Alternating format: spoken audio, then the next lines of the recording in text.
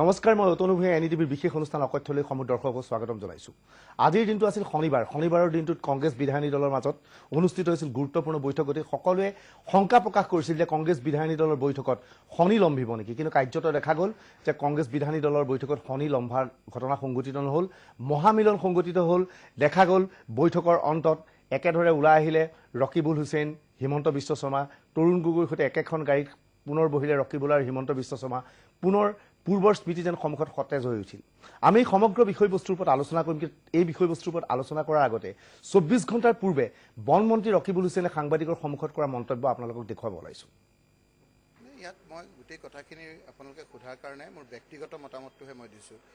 মই ভাবিছোঁ যে আপোনালোকে মোক বেলেগে বেলেগে সোধাতকৈ মোৰ ব্যক্তিগত মতামত হ'ল যে আমি নাতনো কি কথা পাতোঁ, সেই কথাখিনি লাইভ টেলিকাষ্ট পাতোৱেই মই ব্যক্তিগতভাৱে বিচাৰোঁ।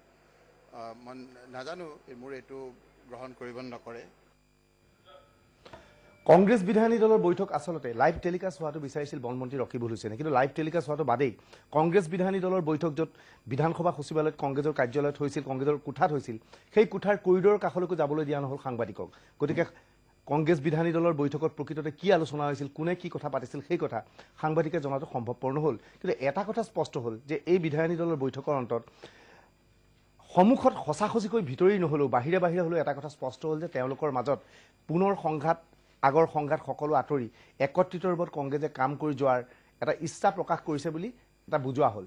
কালি পৰ্যন্ত যি বিসম্বাদীয়ে চিঞৰ বাখৰ কৰি আছিল, যি বিসম্বাদীয়ে হৈ হাল্লা কৰি আছিল, যি বিসম্বাদীয়ে কৈছিল যে তেওঁলোকে কেইবাজনো মন্ত্ৰীক খুৰাধাৰ সমালোচনা কৰিব, মুখ্যমন্ত্ৰী তৰুণ গগৈক সমালোচনা কৰিব, সেয়া কাৰ্যত খালু বালু খোলা কাটিৰ তাললৈ পৰিণত হ'ল।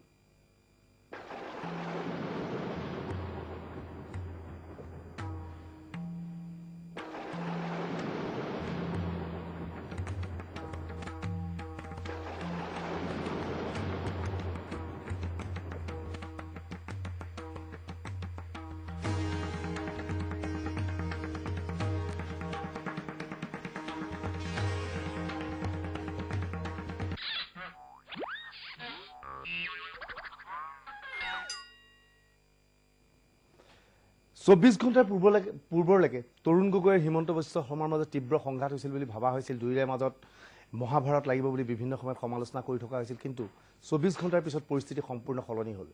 শাসকীয় দলৰ বিধায়ক হওক, মন্ত্ৰী হওক, হিমন্ত বিশ্ব শৰ্মাৰ শিবিৰ হওক, শৰদ বৰকটকীৰ শিবিৰ হওক, সকলোৱে কংগ্ৰেছ বিধায়িনী দলৰ বৈঠকৰ অন্তত বাহিৰলৈ আহি যি মন্তব্য কৰিলে সেই মন্তব্য আছিল লক্ষণীয়। আমি প্ৰথমেই দেখুৱাব ওলাইছোঁ আজিৰ দিনটোত কংগ্ৰেছ বিধায়িনী দলৰ বৈঠকত অংশগ্ৰহণ কৰা নেতাসকলৰ বিভিন্ন বক্তব্য।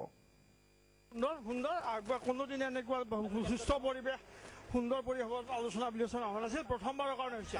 খুব একদম মানে very nicely settle everything, no resolution, nothing of the sort, no dissident issue, everybody will fight together for the 2014 election. সব একেবাৰে আমি খোলা মেলাকৈ কথা পাতিলোঁ, কোনো আমাৰ মাজত কোনো বিভাজন নাই, কোনো বিসম্বাদী নাই। আমি চবেই এতিয়া লোকসভাৰ কাৰণে কাম কৰিবৰ কাৰণে ঐক্যবদ্ধ। আমাৰ যি খুব সুন্দৰ আলোচনা হ'ল, MLA বিলাকৰ কিবা গিভেঞ্চ আছিলে, এইখিনি ক'লে কি কি লাগে সিমানখিনিয়ে। মিনিষ্টাৰবিলাকে আৰু উদ্যমেৰে কাম কৰিব সকলোকে লৈ। আজিৰ পৰা একো নাই, চব মিলাই আমি আলোচনা এই আমাৰ এটা ভাল আলোচনাই। আকৌ কোনোবাই কিবা আমাৰ কিবা দুখ আছে মনত কৈছে, মুখ্যমন্ত্ৰী কৈছে, সেইটো চাব হৈ গ'ল আৰু।